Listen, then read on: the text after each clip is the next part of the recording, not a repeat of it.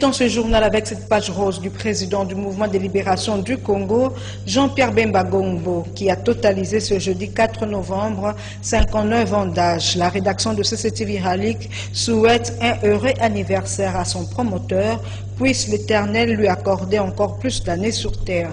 À ce sujet, Émile Mouyaya, Gisèle Etoko et Moron Djambé nous proposent ce papier. Suivez. Le président du mouvement de libération du Congo, Jean-Pierre Bemba Gombo, est né le 4 novembre 1962 à Bokata, dans la province du sud du Bangui. Il totalise ce 4 novembre 2021 59 ans d'âge. Une année de plus dans la vie de ces grands hommes politiques qui comptent beaucoup pour la République démocratique du Congo. C'est donc un jour important. Les agents de CCTV Viralique souhaitent un heureux anniversaire à son promoteur, puisse l'Éternel lui accorder encore plusieurs années sur terre.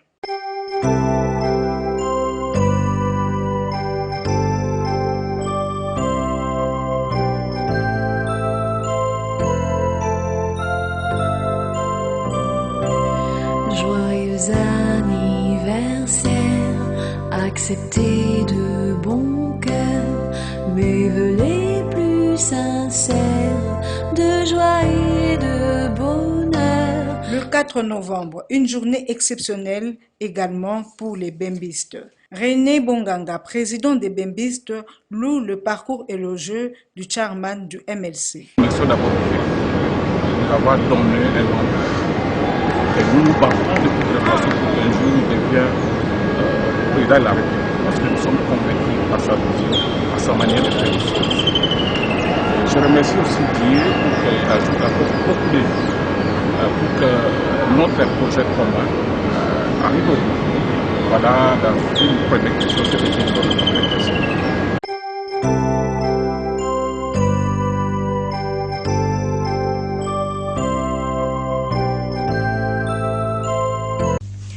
Le président de la République démocratique du Congo, Félix Antoine Tshisekedi, a regagné Kinshasa ce jeudi 4 novembre 2021. C'est un accueil chaleureux qui lui a été réservé à l'aéroport jusqu'à l'entrée de sa résidence.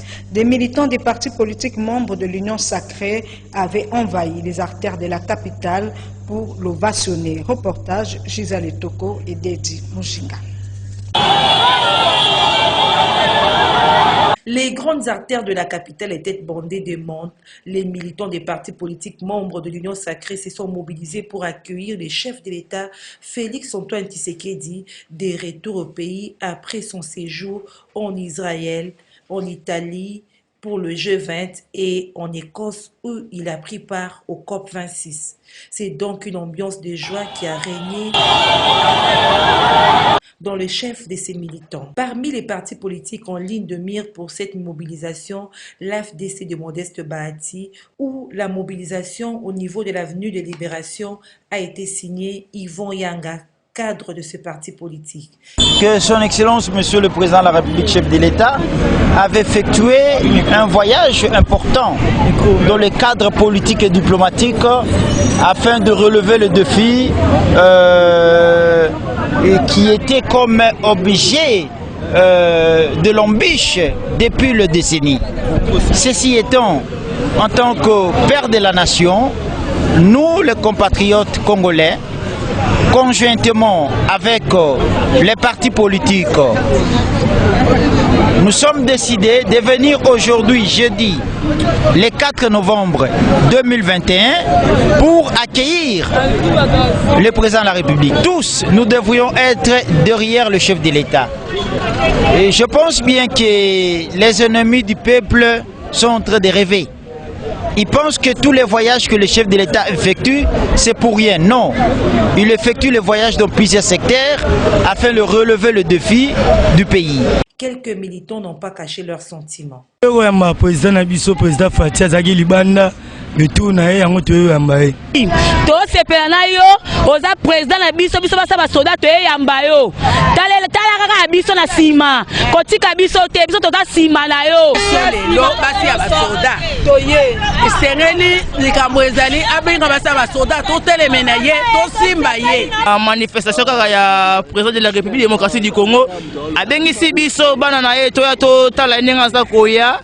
yango wana pe biso bana tobite toya kaka totaka papa oya toya tobetika maboko mais toyeka à travers ya cordon Yvan azabe maître avocat ye mutu asimbi nino FDC asimbi on a nanga malingo malobe ye mutu gérango.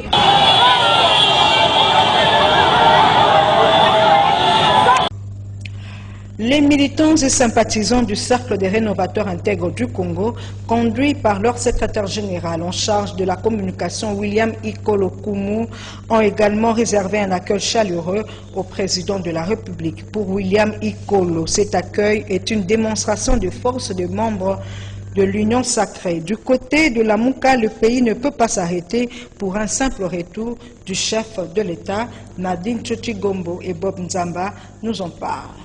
Pour Willy Ikolo Kumu, secrétaire général du parti Cercle des réformateurs intègres du Congo présent à l'aéroport, cet accueil chaleureux réservé au président de la République Félix Tshisekedi est une démonstration de force face à l'opposition qui croit avoir le monopole de la population. Willy Ikolo salue par ailleurs les conclusions de la conférence sur le climat où le président de la République a présenté la RDC comme pays solution face au dérèglement climatique. Le président n'est effectivement pas son premier voyage, mais celui-ci est assez exceptionnel.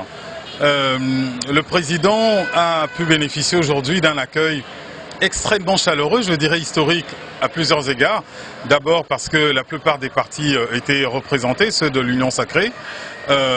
Mais j'ai vu aussi des associations, des mouvements citoyens et même une liesse populaire se lever spontanément pour accueillir le chef de l'État. À croire que le chef de l'État était acculé par certains groupes, disons-le, de l'opposition.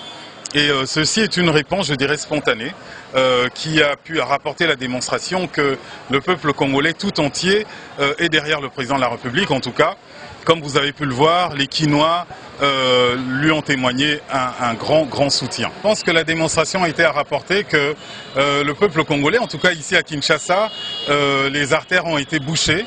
Les gens se sont amassés tout le long des artères qui mènent jusqu'à l'aéroport.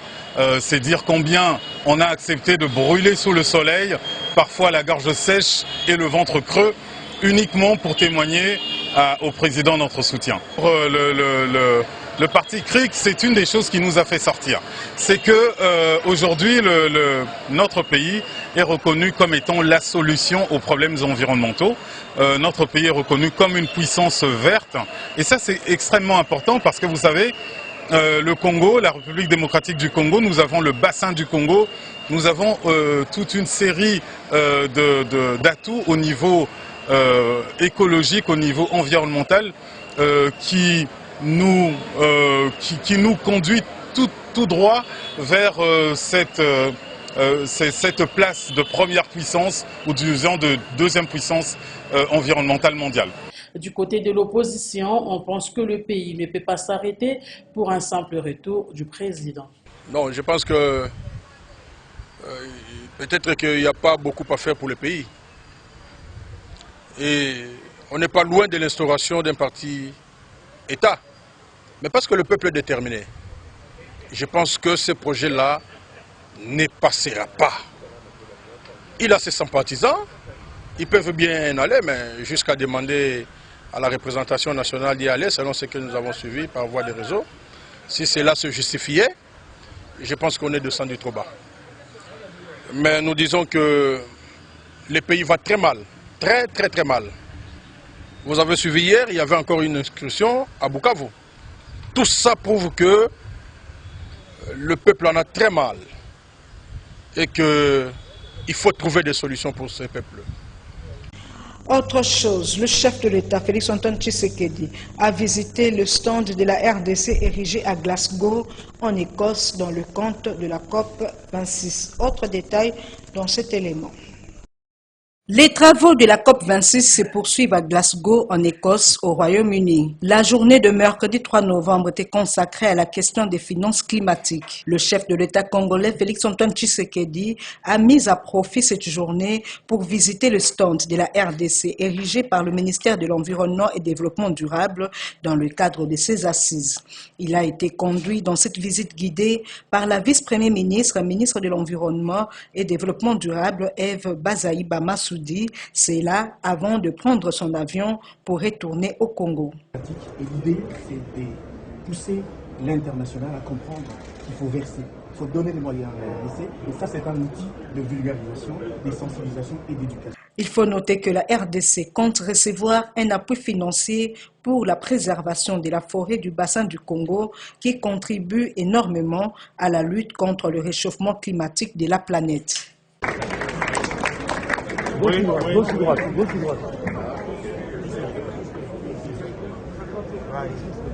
Quelques heures après la participation du chef de l'État à la 26e conférence sur le climat, présentant la RDC comme pays solution face à la crise climatique mondiale, les réactions fusent de partout. Jean-Marie Béa, expert en environnement, salue la diplomatie menée par le chef de l'État en cette matière. Ses propos sont recueillis par Nadine Tchochigombo et Héritier Toubiland.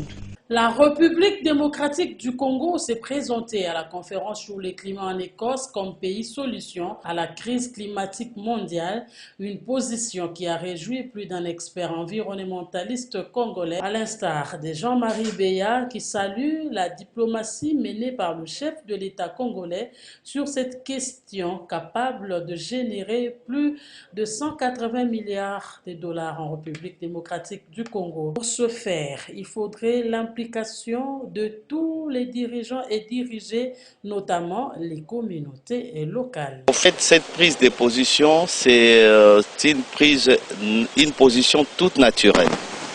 Il faut savoir que le monde a deux poumons, donc la forêt amazonienne et la forêt équatoriale, donc la forêt que le Congo recouvre au moins 2/3 de cette forêt.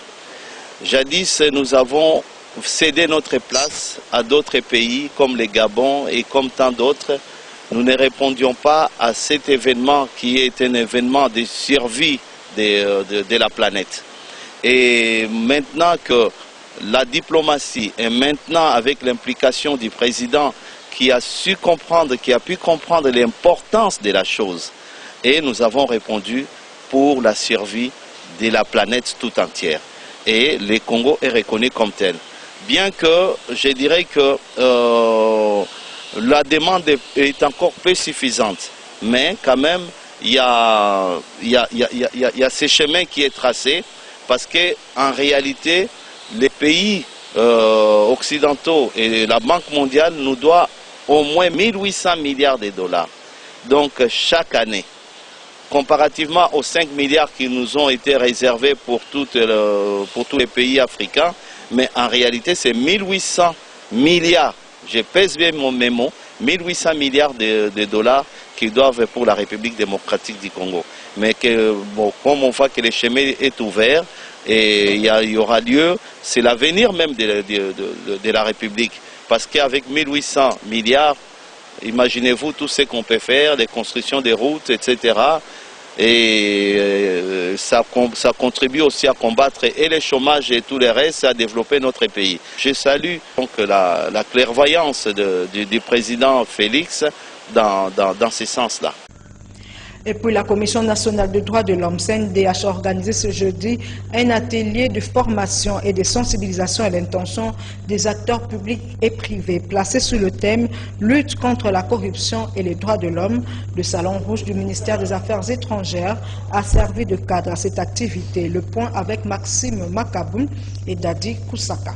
Cet atelier de formation organisé ce jeudi 4 novembre par la Commission nationale des droits de l'homme CNDH à l'intention des acteurs publics et privés placés sous le thème « Lutte contre la corruption et les droits de l'homme » s'inscrit dans l'objectif d'outiller les acteurs publics et privés sur les éléments essentiels de lutte contre la corruption afin que ces derniers abandonnent les pratiques de corruption. Maître Mwamba Mouchikonke Mwamouz est président de cette institution d'appui à la démocratie. contre la corruption et les droits de l'homme. Nous avons constaté que, avant, selon toute théorie avérée, la corruption était focalisée dans les droits économiques, socio-culturels. Nous avons trouvé au fil du temps que la corruption n'est plus un phénomène par rapport aux droits civils et politiques. La corruption maintenant traverse toute les générations des droits de l'homme. C'est-à-dire une négation au respect des droits civils et politiques, respect des droits économiques, socio-culturels, respect des droits collectifs, respect des droits catégoriels. C'est ce qui a fait qu'on puisse élaborer un programme pour sensibiliser les acteurs qui vulgarisent les droits de l'homme, surtout à travers les phénomènes de lutte contre la corruption. Aujourd'hui, nous sommes avec les représentants des entreprises publiques et privées et aussi d'autres acteurs du secteur public pour les sensibiliser afin d'abandonner les mauvaises pratiques en rapport avec la lutte contre la corruption. Et le lendemain, ou je peux dire la semaine prochaine, nous serons aussi, vous serez invités pour qu'on puisse sensibiliser cette fois-ci tous les représentants des ministères publics, ministères publics, c'est-à-dire des parquets, et aussi les représentants des ministères du gouvernement, c'est-à-dire des membres des cabinets et aussi des secrétariats généraux des différents ministères du gouvernement. La CNDH va donc en campagne pour 0 cas de violation des droits de l'homme en République démocratique du Congo. Ancien conseiller en matière de lutte contre la corruption du président honoraire Joseph Kabila, Maître Luzolo Bambie est monté au créneau en vue d'éclairer l'opinion congolaise sur le rapport qui existe entre la corruption et l'état de siège décrété par le chef de l'État. Ce dernier, qui parle d'une décision salutaire de lutte contre la corruption, estime par ailleurs que l'état de siège permet de freiner l'hémorragie criminelle. Il s'est exprimé une fois de plus au micro de Maxime Makabou et Dadi Koussaka. Je ne sais pas que je puisse réagir par rapport à ça. J'ai affirmé il y a quelque temps que l'état de siège est aussi une réponse contre la corruption. La relation entre l'état de siège et la corruption est simple. C'est que l'état de siège a été décrété pour freiner une sorte d'hémorragie criminelle dans le mal perpétré par les groupes armés avec la complicité de certains compatriotes. N'entrons pas dans le politique, mais regardons l'espace Est dans le prisme de la corruption.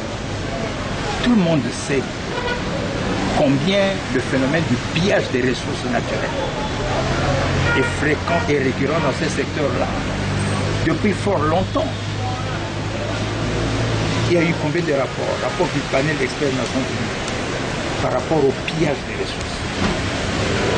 On ne regarde même pas la question des violations particulières des droits de l'homme. Voilà pourquoi, sur ce point de principe d'État, la décision de l'état de siège est une décision salutaire par rapport à la lutte contre la corruption.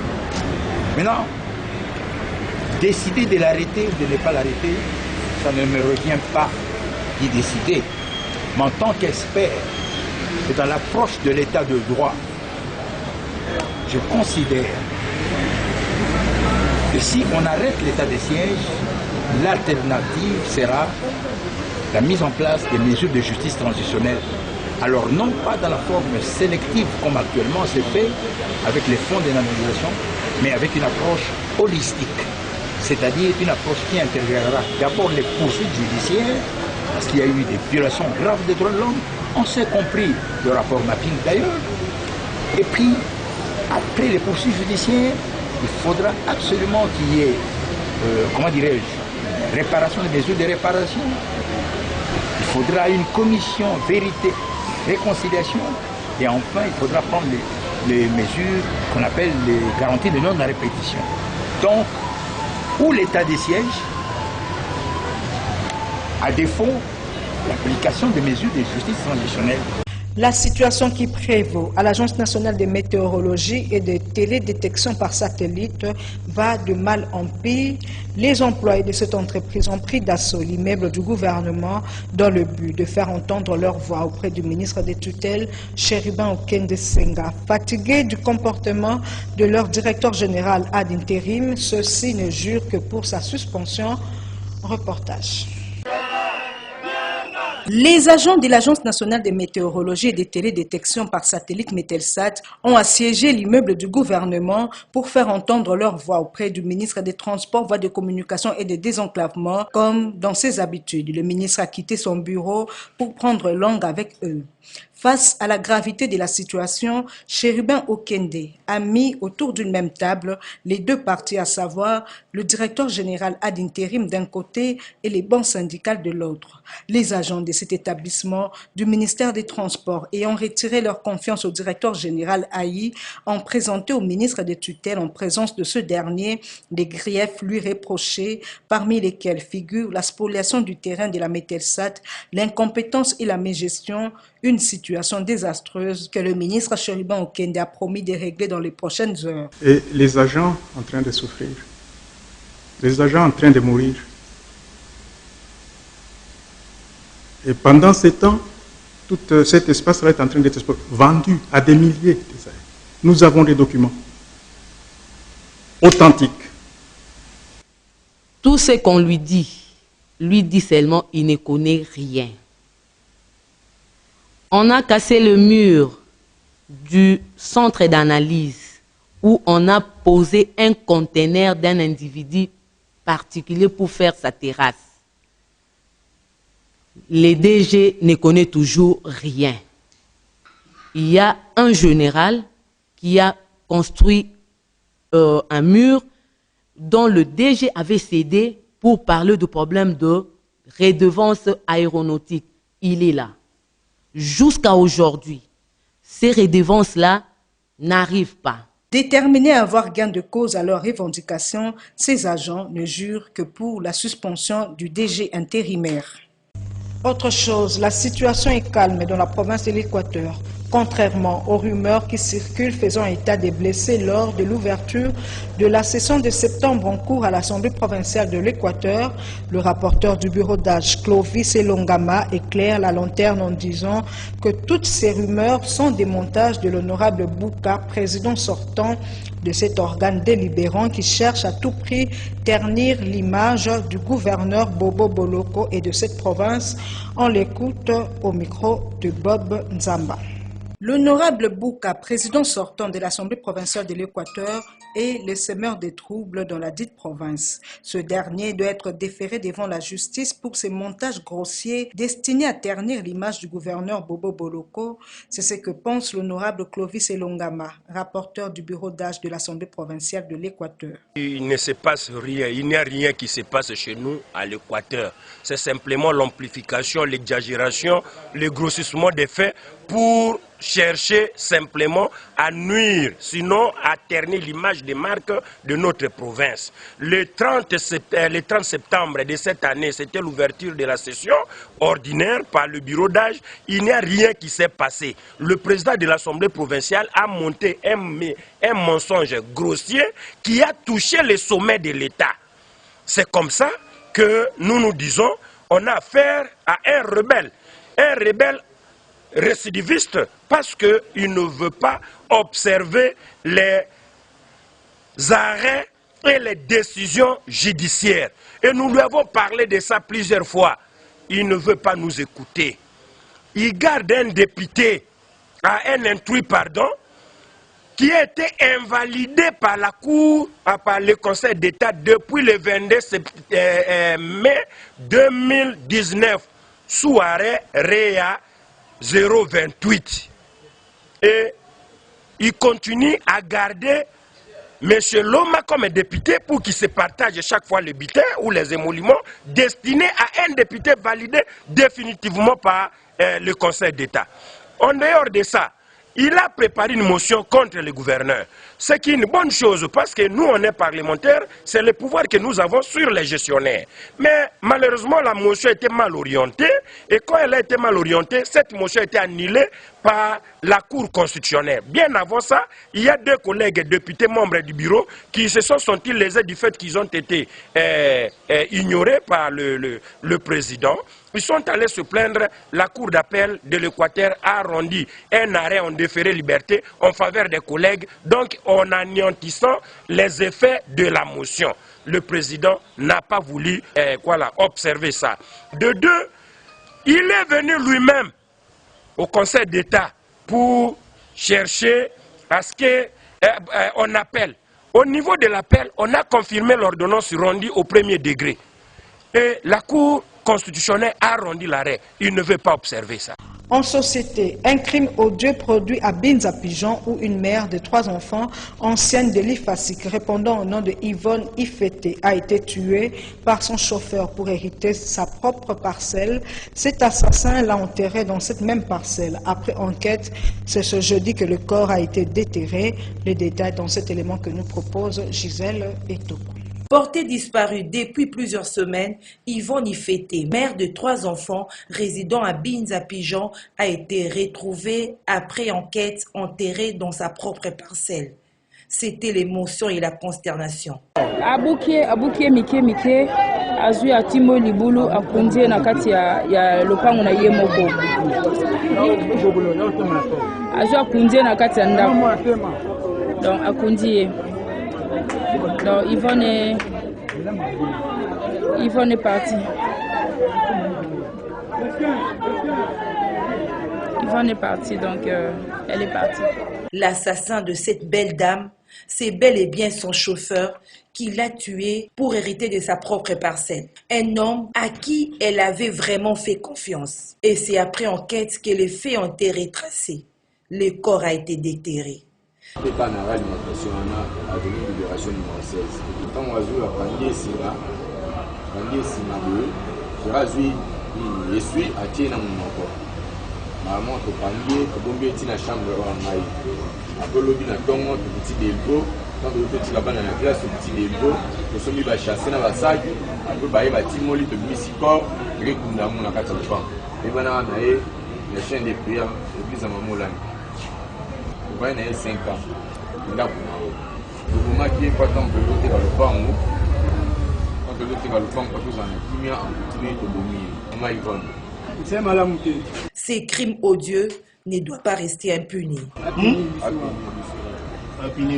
En sport, le sélectionneur des Léopards Hector Cooper a convoqué Vinci Léopard pour affronter la Tanzanie et le Bénin dans le cadre de la 5e et 6e journée des éliminatoires de la Coupe du Monde Qatar 2022.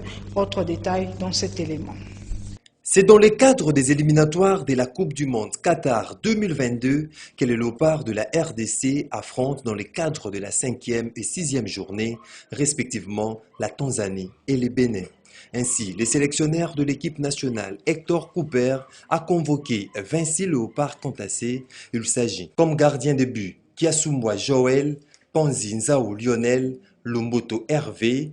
Du côté des défenseurs, Idumba Fasika Nathan, Tisserand Marcel, Djouma Chabani Wadol, Luindama Christian, Bemba Mangulu Chancel, Mukoko Amale Dieu Merci, Ngonda Muzinga Glody, Ntakala Fabrice, Maswaku Artir au milieu de terrain, Bastien Samuel, Kaimbe Edo, Ngoma Fabrice, Mutusami Samuel, Kakuta Gaël, Kebano Niskens comme attaquant, Akolo Ababa Shadrach, Bakambu Cédric, Ngandu Okaimbe Joël, Malangongi Taben, Mbokani Dieu Merci, Mouleka Jackson, Bolassi Yala Yannick et Muzungu Shadrach.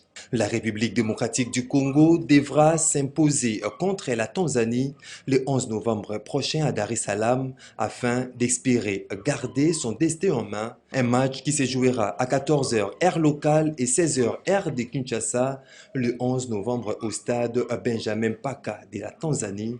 Notez qu'avec 5 points derrière la Tanzanie et le Bénin, les Léopards seront contraints à une victoire en déplacement. Fin de cette édition du journal sur Canal Congo Télévision. Merci à tous pour votre attention soutenue. Je vous retrouve demain à la même heure et sur la même chaîne.